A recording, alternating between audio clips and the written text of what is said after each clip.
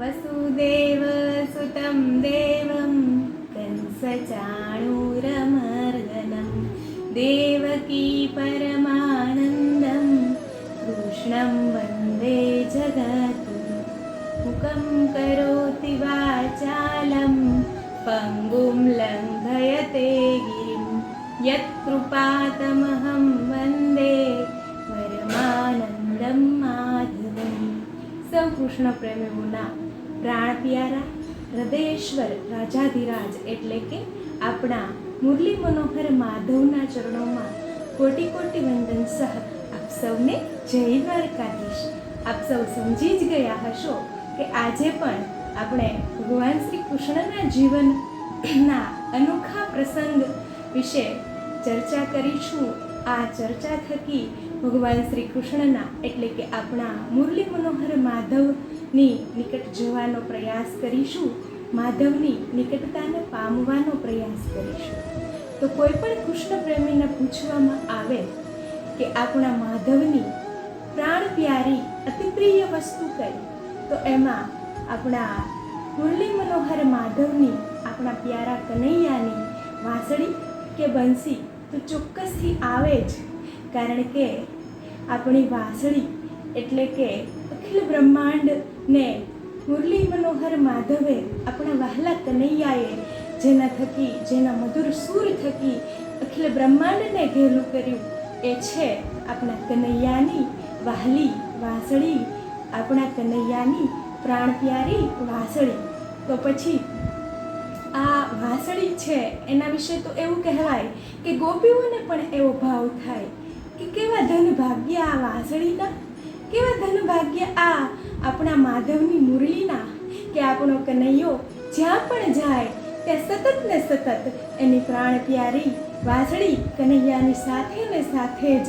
અને ગોપીઓને એવો પણ ભાવ થાય કે કદાચ આપણે પણ વાંસળી હોત તો કેવું સારું હોત, આપણા કેવા ધન ભાગ્ય કે આપણે સતત ને સતત આપણા કનૈયાની સાથે રહી શકત.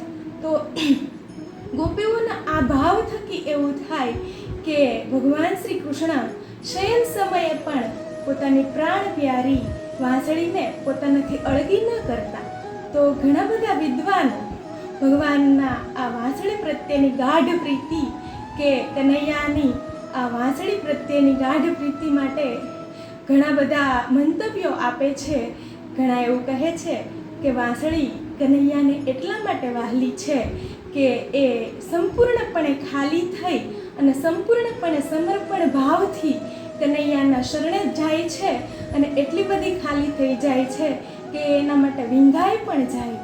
એટલે આ પોતાની પ્રાણ પ્યારી બંસી આપણા બંસીધર માધવને એટલી બધી વહાલી છે.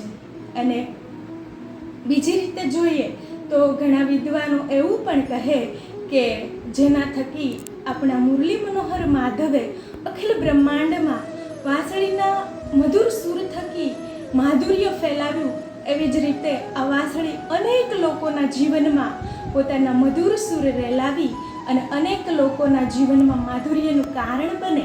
એટલે જ આપણા મધુરાધિપતિ માધવને આ વાંસળી કે પોતાની બંસી પોતાના પ્રાણથી પણ પ્યારી છે. ત્યારે આ કારણો તો ખરેખર યોગ્ય જ છે કે ભગવાન શ્રી કૃષ્ણને કેવા ગુણો હોય તો ગમે, એ એક વાંસળીના દ્રષ્ટાંતથી આપણે પણ સમજી શકીએ.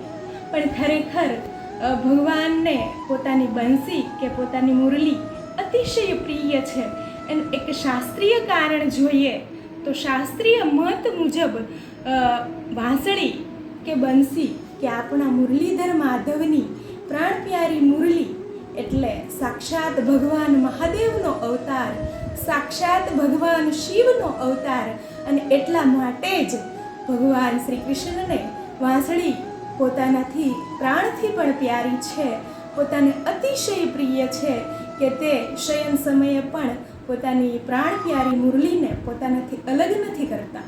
કારણ કે ભગવાન શિવ અને ભગવાન શ્રી કૃષ્ણ એકબીજાને પોતપોતાના ઈષ્ટ માને છે.